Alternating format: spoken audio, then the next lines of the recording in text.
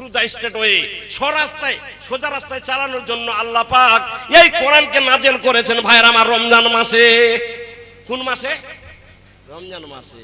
ভাই রোজা এলে অসুখ বাড়ে, অন্য মাসে তাজা বেরামের বাহানা দিয়ে রোজা করে কাজা। কারো হয় মাথা ঘুরা, কারো জ্বলে বুক, রোজা এলে কারো বেড়ে যায় পেটের অসুখ। চোখ খুলিলে আধার দেখি উল্টে উল্টে পড়ি, বক্তা সাহেব বলুন এবার কেমনে রোজা করি। যেমনি রোজা বিদায় নিল অসুখ গেল সেরে, শরীরের দিকে তাকিয়ে দেখুন কে তার সঙ্গে পারে। মিথ্যা বলে বাহানা দিয়ে রাখিলি না রোজা, মরে গেলে মিথ্যাবাদী বুঝবি করে মজা। খালি বড়ি দেখ কেমন ঠেলা, একা খালি টনিক নিয়ে বেড়াবে ওই পেট কামড়ির মাছটা, বুঝতে পেরেছেন? এই যে কোরআন পাক কালাম আল্লাহর, জুটিবে না মূল্য যার বেচিলে সংসার। গোটা পৃথিবী বিক্রি করলে এই কোরআনের মূল্য দেওয়া যাবে? জীবনে কোরআন প্রতি করল না আমল, অধর্ম কুকর্মে কাল কাটিল কেবল। ভাইরা আমার, সারা জীবন নামাজ পড়লো না, কোরআন পড়লো না, যখন মরে গেছে 10টা গরু জবাই করো আর 19টা খাসি মারো। আর লোকে আসবে, ওরা এসে কালিয়া কোপ্তা খাবে, মিষ্টি মিষ্টান্ন খাবে, গরুর গোস্ত, পায়রার গোস্ত, যত রকমের গোস্ত ওইখানে খাবে, টাকা পয়সা কিছুই লাগবে না। এটাকে বলা হয় চালিসা। এদিকে চালিসা বাইর করে নাকি? 2 বিঘা জমি যদি থাকে তো 10 কাঠা বিক্রি কর, তাও কর। এটা কে কইছে? কোথায় পাইছেন আপনি এটা? হ্যাঁ, আল্লাহ নবী চলে গেছেন, আবু বকর সিদ্দিক চলে গেছেন, উমর চলে গেছেন, উসমান গেছেন, কটা দুম্বা কটা ছাগল জবা হয়েছিল, এটা রেকর্ড আমাকে দেখাতে হবে। হ্যাঁ, আছে কোন রেকর্ড? আর এগুলো ভাইরা মোরা বাড়ি খাওয়ার জম। এই মুসলমান বেশি দিন টিকবে না। এই মোরা বাড়ি খাই খাই খাই ভুড়ি মোটা হয়ে গেছে তো, এগুলা ভুড়ি আর বেশি টিকবে না, বুঝতে পেরেছেন? ইজাবাতা ইবনু আদামা ইনকাতা আনহু আমালহু ইল্লা মিন সালাসাতি সাদাকাতিন জারিয়াতিন আও ইলমিন তাওহীব ইনতাফাউ বিহি আও ওয়ালাদিন সালিহিন ইয়াদুলাহু। যাবত মানব থাকে জীবিত জগতে সৎ কার্য সম্পর্কে সংগ্রহ করিতে, যেদিন চলিয়া যাইতে দিয়া সংসার বন্ধ হয়ে যায় তার যত পুণ্যদার, হয় না তো তার আর রোজা ও নামাজ কিংবা আর যত আছে অন্য পুণ্য কাজ। ভাইরা, মানুষ যখন মরে গেল, all activities of the person stop, হয়নি ডিপার্চার ফ্রম দিস ওয়ার্ল্ড। মানুষ যখন মরে গেল তার সমস্ত আমলনামা বন্ধ হয়ে গেল। Only 3 activities are present in the world after his death. মরার পরে 3টা জিনিস বন্ধ হবে না। One is সদকায়ে Zaria, second is knowledge which is spread in the world for the benefit of the next generation and the devotion prayer, নেককার সন্তানের দোয়া, এইটা কোনোদিন বন্ধ হবে না। মাদ্রাসায় দান করেছেন, ছেলেরা কোরআন পড়ছে, হাফেজ হচ্ছে, যতদিন ভাইরা মাদ্রাসা দাঁড়িয়ে থাকবে ওই হাফেজ বেঁচে থাকবে, আপনার নেকি কোনোদিন বন্ধ হবে না। এটাকে সদকা জারিয়া বলে।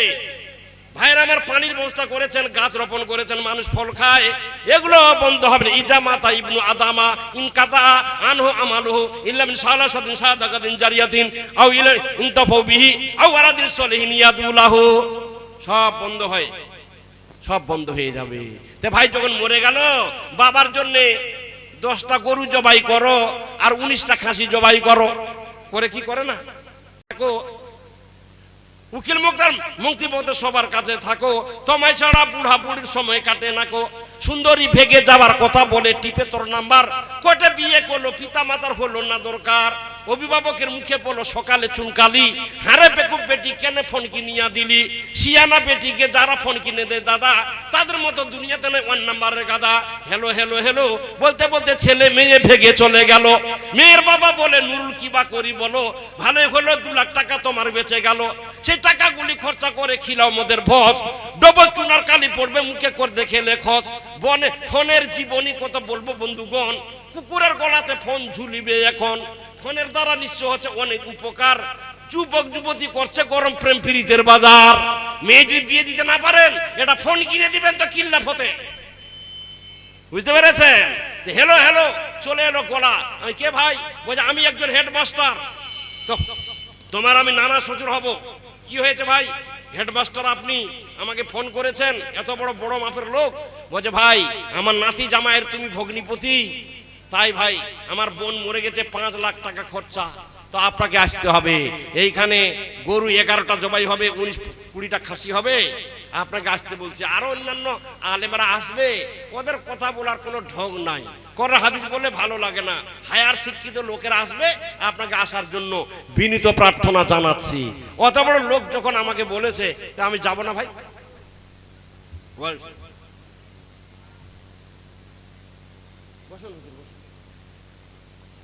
ভাই যেতে হবে তো। চলে গেলাম, চলে যাওয়ার পরে অনেক লোক থই থই করছে, কত খাবার, হিন্দু মুসলমান বৌদ্ধ খ্রিস্টান সব জাতি এসে খেয়েই চলে যাচ্ছে, টাকা পয়সা কিছুই নেবে না। আর আমরা মেয়ের বিয়ে দিচ্ছি, ছেলের বিয়ে দিচ্ছি, আর লিখছে সবান্ধবে আমার বাড়িতে পদার্পণ করিয়া নব দম্পতিকে দোয়া দেবেন, লেখা থাকে না। আর যখন আপনি খেলেন টেলেন, খাওয়ার পরে একটা বের মোহরি বসে আছে খাতা নিয়ে লিখবার জন্য। তুই হোটেল খুলিয়াছি নাকি? হোটেল তকিলা কে কই, হ্যাঁ বন্ধ করুন এসব। ভাইরা আবার এরা কিন্তু টাকা পয়সা কিছুই নিবে না। তো বলছে ভাই তোমরা যখন সবাই মিলে এসেছো, তো যখন খাবে তো খাওয়ার প্রসেসটা কি রে ভাই? ইন্নাল বারকাতা তানজালু ওয়াস্তাতওয়ামে ফাকুলু মিন হাফাতায়ে ওয়ালা তাকুলু মিন ওয়াস্তি হাজা হাদিসুন হাসানুন সাইয়ুন। যখন তুমি খাবে, খাবারের মাঝখানে খেও না, ডাইন দিক থেকে খাও। এই তবলিগ এলাকায় তো না কি? আমি তো তবলিগের মানুষ, আর যদিও আহলে হাদিসের লোক, আমি তবলিগে তো যাই, যেখানে ভালো কথা হয় খারাপটাকে বর্জন করি আর ভালোটাকে আমি গ্রহণ করি, বুঝতে? বিরোধিতা করি না। কতগুলো ছুচকা আলেম এখন বাইরে হচ্ছে খালি বিরোধিতা বিরোধিতা। হ্যাঁ, এই মুসলমান পিটন খায় খায় বড় লোক হয়ে যাবে সব। এখন এগুলো করার টাইম নাই, সবাই ইউনাইটেড হবে। ভাই ইউনাইটেড যদি না হয় মুসলমানের পিঠের চামড়া থাকবে না। ভাইরা আমার কি হলো? তো ওই যে খাচ্ছি ইন্নাল বারকাতা, ইন্নাল বারকাতা তানজালু ওয়াস্তাতওয়ামে, খাবারের মাঝখানে বরকত নাযিল হয়। ফাকুলু মিন হাফাতাইহি ওয়ালা তাকুলু মিন ওয়াস্তি হাজা হাদিসুন হাসানুন সাইয়ুন। যখন খাবে ডান দিক দিয়ে খাও, মাঝখানে খেও না। খাবারের মাঝখানে বরকত নাযিল হয়। যারা খেতে এসেছে ওরা খাওয়ার প্রসেস জানে না, ওরা নিয়ম জানে না, মাঝখানে খালি পেচের পেচের কাবাকাপ, পেচের পেচের কাবাকাপ, গো ডাউন ভরে দিল। বুঝতে পেরেছেন? তোমার বরকত হোক আর না হোক, মাঝখানে খালি পেচের পেচের কাবাকাপ, গোডাউন ভরাই দিল। এখন খাওয়ার পরে একটা দোয়া দিতে হবে। ভাই কি দোয়া? কেউ আর বলতে পারছে না কোন দোয়া। হ্যাঁ, আল্লাহুম্মা বারিক লাহুম ফীমা রাযাকতাহুম ওয়াগফির লাহুম ওয়ারহামহুম আল্লাহুম্মা আতিম ওয়া আতামানি ওয়াসকিমান সাকানি। এই দোয়াটা দিতে হবে।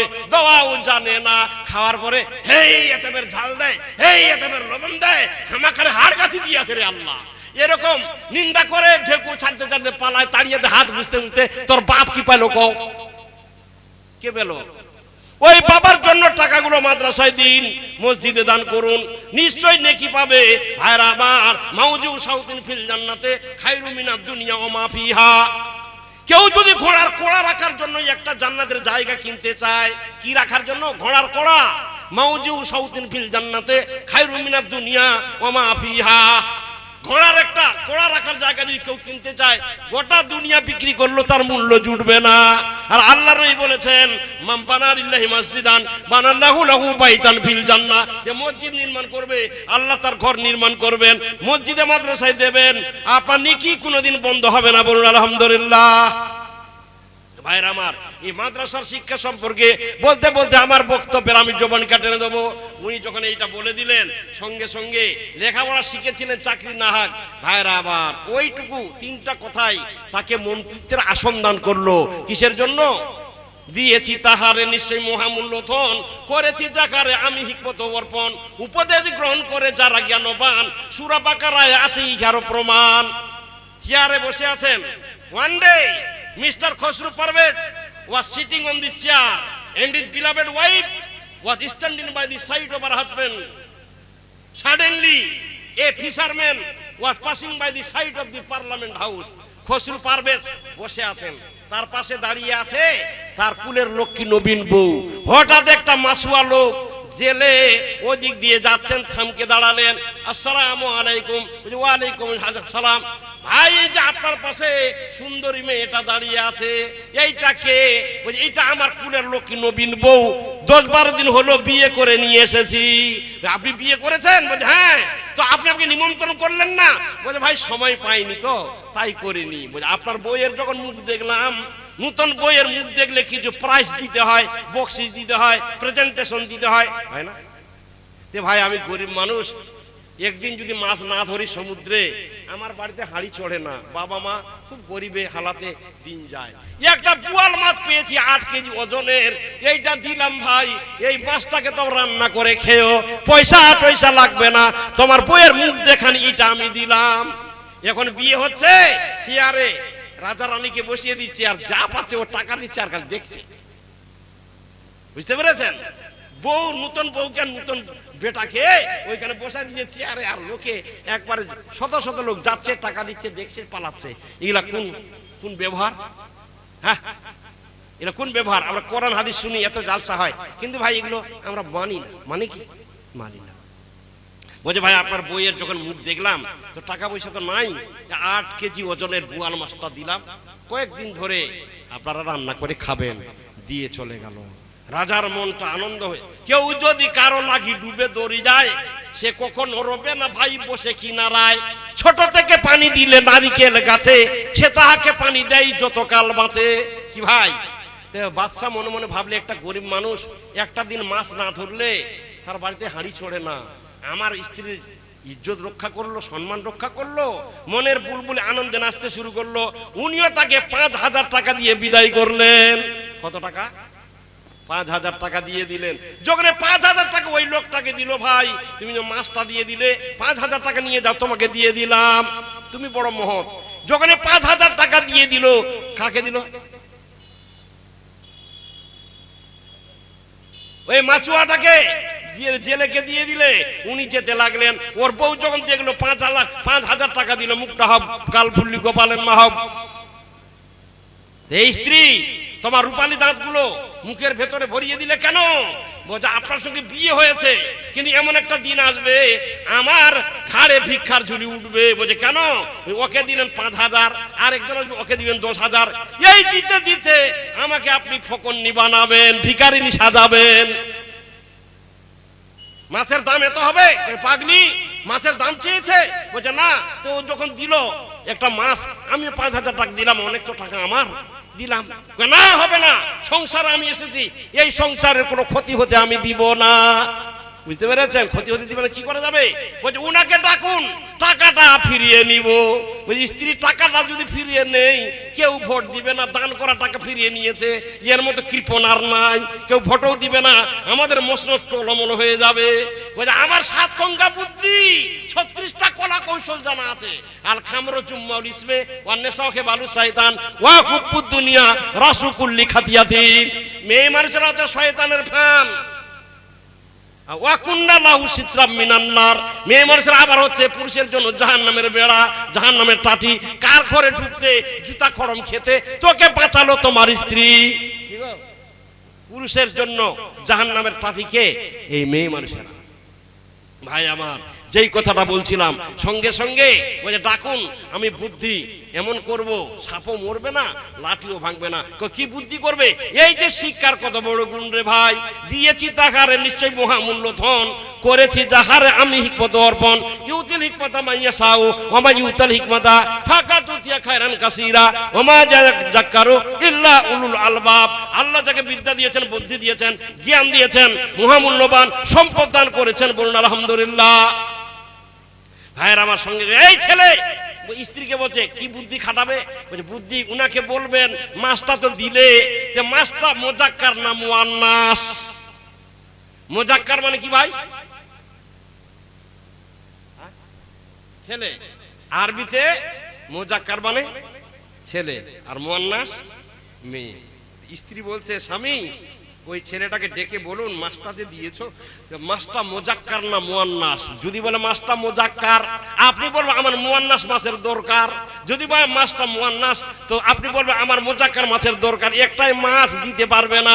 এই অপরাধের টাকা ফিরিয়ে নিব আর 2,000 টাকা দিয়ে বিদায় করব। তার স্বামী বলছে বাবরে, এত বুদ্ধি তোমার, খালি বুক চাড়াবা লাগিছে রে ভাই। বউ যদি বুদ্ধিমতী হয়তো কেনা বুক চাড়ায়, ওর আর পাগুলো মাটিতে পড়ে না। বুঝতে পেরেছেন? আনন্দে এই ছেলে কাম হেয়ার এট ওয়ান্স চলে এলো। হুজুর কেন ডাকছেন? ওই তোমাকে ডাকলাম। কেন ডাকলেন? কাল্লা টাল্লা নিবেন নাকি? বলছে না না না, কাল্লা টাল্লা নিব না। যে তুমি রাস্তা দিয়ে যাচ্ছিলে, তা কি হলো? বলছে তুমি তো মাছটা দিয়ে দিলে, তা আমার মাছের দরকার পুরুষ মাছের, মেয়ে মাছের দরকার নয়। মাছটা পুরুষ মাছের দরকার, মেয়ে মাছ।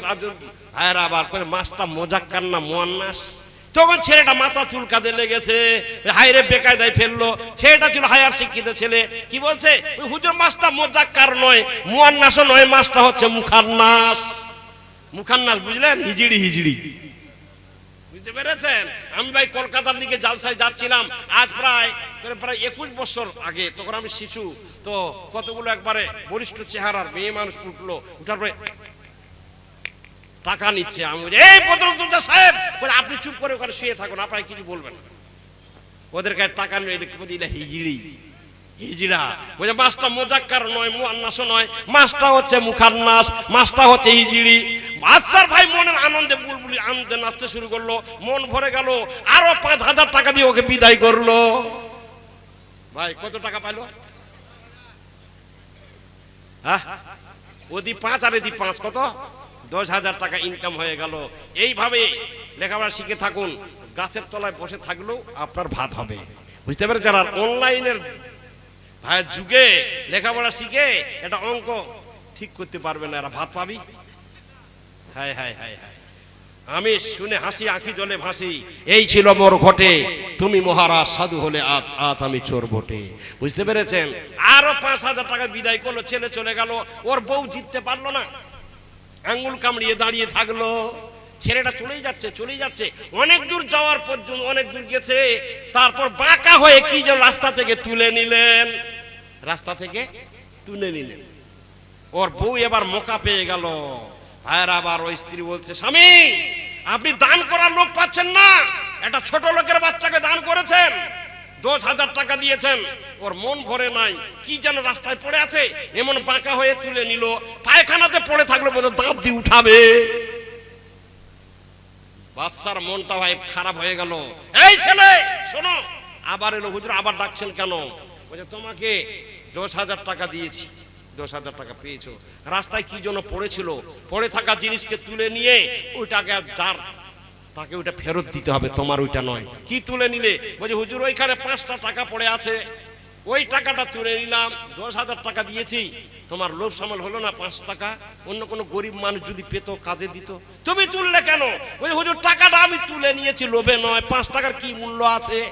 ওই টাকাটা তুলে দেখছি আপনার নাম লেখা আছে খসরু পারভেজ, আর নিচের দিকে আপনার ছবি আঁকা আছে, রাস্তা দিয়ে লোক যাবে, ও জানতে না দেখতে পেয়ে পা দিয়ে ডলে দিবে, কুচলে দিবে, আপনার মান সম্মান থাকবে না, যাবে?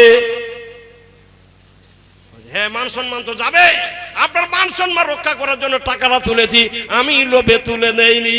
বাদশা আরো 5,000 টাকা দিয়ে বিদায় করলো রে ভাই, আর বলছে এটা রাতাল বারাতা তালিদুর আব্বাতাহা ফাজাকা মিন আসরাতিহা।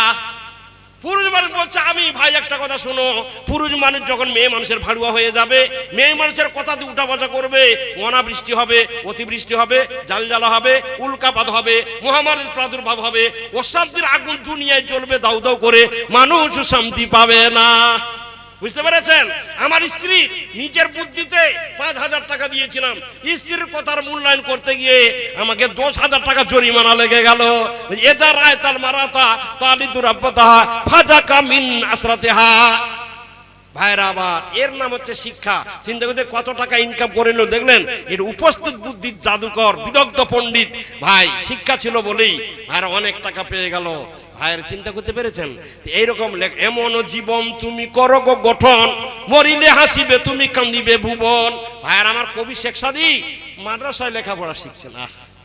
গিলে খুশবু ইদার হাম্মা বিরোধী রাশি যাতে দাস্তে মাহবুবে বাদাস্তাম বাদো গপ্তাম কে মুশকি জাবেরি কি আজ বুঝে তেলাবি যে তোমাস্তাম বগপ্তামান গেলে নাচি যে বুদাম ওলে কিন মুদ্দাতে বাগুল নেশাস্তাম জামালি কাম নাসিদারবান আসরকার আগার নামান হামাখা কাম কি আসতাম জুকের মানিরা দার ফুরুজে দাদাম এহে মালুম করতাম বাজান্নাতি রাশিদাম। এইটা পার্সি কবির কবিতা রে ভাই। এই যে পার্সিতে কবিতাটা বললাম, এর অর্থ বলবো ভাই।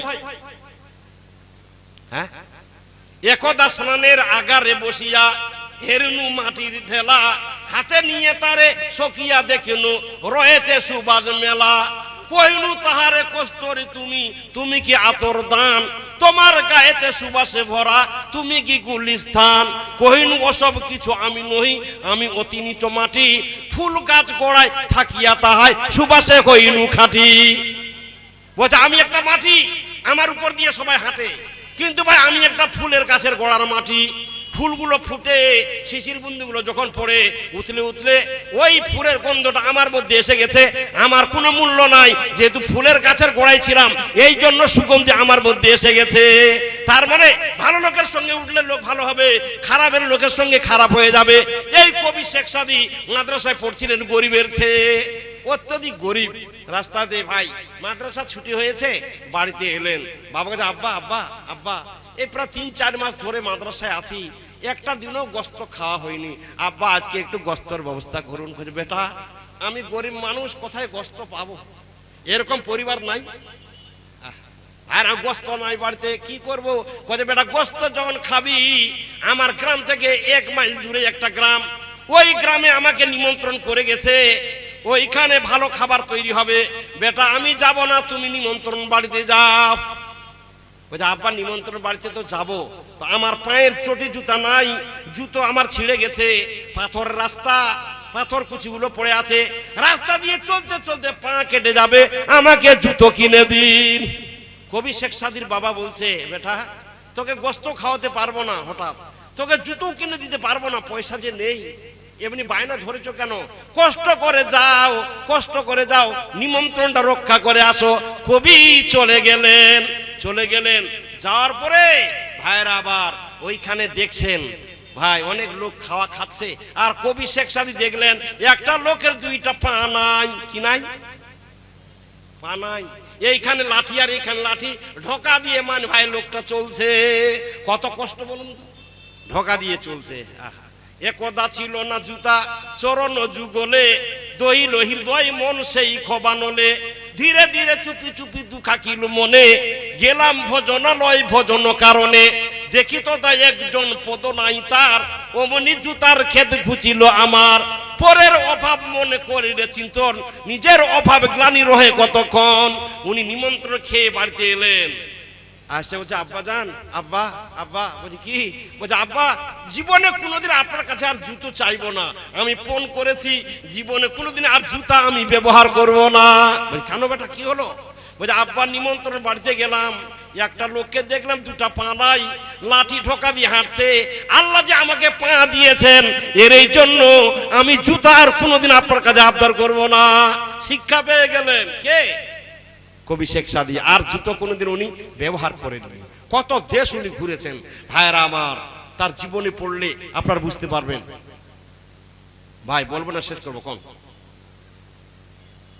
হ্যাঁ ভাই এই কবি শেখ সাদীর কথাটা আপনাদেরকে বলছিলাম। আমাদের Shri Jayalalithaa, the chief minister of Tamil Nadu, had been arrested by the CBI on 8 December 1900 ভাইরা আমার 96 সালের ভাইরা আমার 1996 সালের 8 ডিসেম্বর তারিখে জয়ললিতাকে সিবিআই তদন্তে ধরা পড়লো for the reason of her adopted marriage and for the expenditure of rupees 25 crores। ভাইরা আমার 75 crores। ভাইরা আমার এই জয়ললিতা কোথাকার মুখ্যমন্ত্রী? হ্যাঁ তামিলনাড়ুর। এইবার আমি তামিলনাড়ু গিয়েছিলাম দক্ষিণ ভারতে ভাইরা আমার, একবার কন্যাকুমারী পর্যন্ত, ওইখানে গিয়ে দেখে আসলাম ওই যে ভাইরা আমার উনি বিয়ে করেননি শ্রী জয়ললিতা, একটা পালিত পুত্র ছিল for the reason of her adoption marriage and for the expenditure of rupees ভাইরা আমার 75 crores। In fact, her monthly income was only ভাইরা আমার 27 rupees। উনি মুখ্যমন্ত্রী মাত্র 27 টাকা বেতন নিতেন, আর 75 কোটি টাকা খরচা করলেন পালিত পুত্রের বিয়েতে। How can she bear such a huge amount? এতগুলো টাকা উনি কোথায় পেলেন? ভাইরা আমার সিবিআই তদন্তে ধরা পড়লো সম্পূর্ণ মানুষের টাকা মেরেছে রে ভাই, বুঝতে পেরেছেন? তাহলে উই ক্লিয়ারলি আন্ডারস্টুড দ্যাট, আমরা পরিষ্কার বুঝতে পারছি we are living in the world of barbarism and animism. আমরা বর্বর অসভ্যের দুনিয়ায় বাস করছি রে ভাই। টেলিভিশনের পর্দায় যখন বসবেন অমুক মন্ত্রী এত টাকা মেরেছে, কে বলে তোমায় ডাকাত বন্ধু, কে তোমায় চোর বলে, চারিদিকে বাজে ডাকাতি ডঙ্কা চোরেরই রাজ্য চলে। চোর ডাকাতের বিচার করেছে কোন সে ধর্মরাজ, জিজ্ঞাসা কর বিশ্ব জুড়িয়া কেন হয় দস্যুয়াত।